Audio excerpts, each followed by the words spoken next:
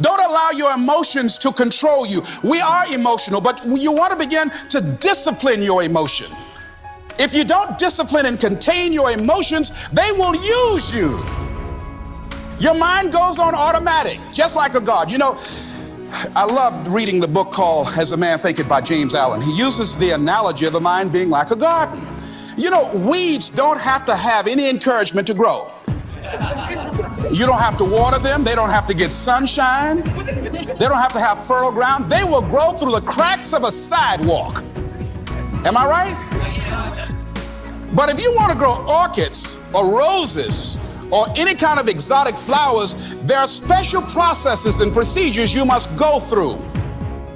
Well, by the same token, you don't have to force yourself or motivate yourself to think negatively, to be depressed, to hate somebody, to want revenge, to want to get back at somebody, to beat yourself up over the head, to feel loaded with guilt. You don't have to make any effort to do that. Your mind is on automatic. It will do that by itself. But if you want to begin to move into your own personal greatness, if you want to begin to really enjoy a happy, successful, healthy life, you've got to be willing to go against the tide. You've got to be willing to harness your will and say, in spite of this, I'm in control here. I'm not going to let this get me down. I'm not going to let this destroy me. I'm coming back, and I'll be stronger and better because of it. You have got to make a declaration that this is what you stand for. You're standing up for your dreams. You're standing up for peace of mind. You're standing up for health. You want it, and you're going to go all out to have it. It's not going to be easy. When you want to change, it's not easy. If it were in fact easy, everybody would do it. But if you're serious, you'll go all out. So yes, I'm going to turn this situation around. I'm not going to sit back and moan and cry over what happened and what went wrong and who did what. I'm going to do something about this situation. When I was facing some challenges, I had a guy say something to me, and I suggest this is one of the first things that you want to do when you're facing a challenge. You want to get unstuck. Evaluate where you are. Look at it. Assess yourself. Assess yourself and assess the situation. What brought you there? What role did you play? Earl Nightingale had a saying I like. He said, all of us are self-made, but only the successful will admit it. Are you going through it, or are you growing through it? Are you bigger and better because of it? Because it's not going to leave you until you grow through it. I was going through a major challenge in my life that was wearing me out, that was using me.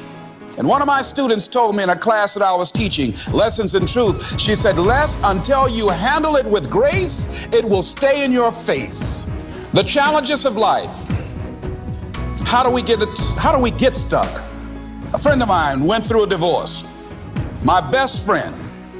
He had a wife that did not love him as much as he loved her. It was his first real true love. He was a very religious man, did not believe in divorce. He made a mistake, and he paid for his mistake with a lot of pain, a lot of tears. And there came to a point where he knew he should have gotten a divorce, but he was stuck. He was stuck in something called revenge. He said, she's made me so miserable, I'm going to pay her back. He was stuck, and he stayed in there longer than he should have because it began to attack him. It began to affect him psychologically.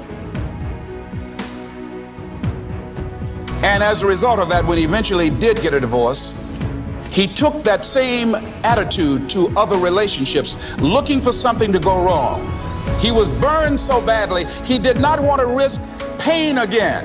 He was going in relationships trying to avoid pain. When it became too close, he would do something to make sure the relationship did not work. He would always try and find something wrong with the person, because there are no perfect people. So if you look for it, you can find it. He was stuck in revenge. What has brought you to this point? What did you learn from it? Are you learning anything, or are you doing it over and over and over again? Somebody said that insanity is doing the same thing in the same way, expecting a different outcome. I used to be a state legislator in Columbus, Ohio. During the break, we used to go out on the front lawn of the Ohio legislature, at the Capitol there, and observe people as they came by. There was one particular person that all of us knew. The children, adults, everybody used to pick at him when he came by. We called him Chicken Man. He had a feather in his hat. He had a toy chicken on top of his car that he would drive around the area in downtown, blinking his lights and occasionally blowing his horn. When he got out of his car, he would walk downtown with a baby carriage with two little baby dolls in there and a picture of a woman. And when you say something to him or came near him, you would hear him making the sounds of a chicken. All of us used to laugh at Chicken Man. We didn't know Chicken Man's story. Chicken Man woke up one morning around 3 a.m. and his house was on fire. He panicked and he got out of the window, left quickly, only to get outside to hear his children and his wife screaming for help. He ran back to the door to go in to save them, and the flames were too hot, too awesome. He tried to get in, he couldn't get in. He was desperate, frantic. Pretty soon the cries stopped. They perished in the fire. His brother-in-law came, found out that his sister had died and his nieces in the fire, grabbed Chicken Man and started beating him. "You chicken, why did you save my sister? You're a chicken, you're a chicken." When the people pulled him off Chicken Man, they picked him up and said, "Are you all right?" And Chicken Man looked at him and he started making the sounds of a chicken. He never ever overcame that tragedy. He was stuck. From that experience, none of us knew why Chicken Man went around with this picture and these little dolls.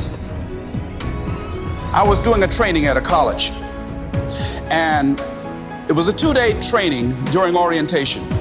And in the training that I provide, I'm a motivational speaker, but I conduct processes in personal dynamics, where people begin to go through changes that stimulate the right and left hemisphere of the brain, enable them to see themselves differently. I conducted this particular simulation with these young kids, 17 and 18 years of age, so that they would begin to see how they make decisions or how they would survive in this particular simulation process we gave them. We had them to do it individually and then collectively. Over 30% of them wrote down as their first option, in order to survive, they would commit suicide. First thing they wrote down. Suicide among young people has increased 300%. Over 5,000 will successfully take their lives this year. Why? Why did they do that? I said, I was so shocked. I said, what do you mean? Well, at least we would not suffer. And then they had the nerve to write down all of the other things they were going to do after they committed suicide. I said, listen, Kadumbo. No, when you come up with a permanent solution for a temporary problem, that's it. Game's over. That's it. You're not going to do anything. Anybody wrote suicide at the top, you can put your pencil down. See, a lot of us, because of our limited vision of ourselves, a lot of us who begin to focus on problems and enable them to overwhelm us, we begin to think that we have no options. We begin to believe that there's no way out. Make a declaration to yourself. Declare all-out war that you're going to get out of this rut. I don't care how good you are. I don't care how talented you are. I don't care how much you work on yourself. There are some times when things aren't going to go right. They just are not going to go right. There are times when anything that can happen will happen. Murphy's Law will be knocking at your door. Why? I don't know why. That's called life.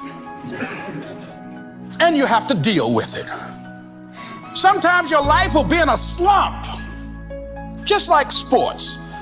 Some of the best shooters can't hit baskets different times in games. They get in a slump. Do they sit on the sideline and say, I just didn't hit a basket today?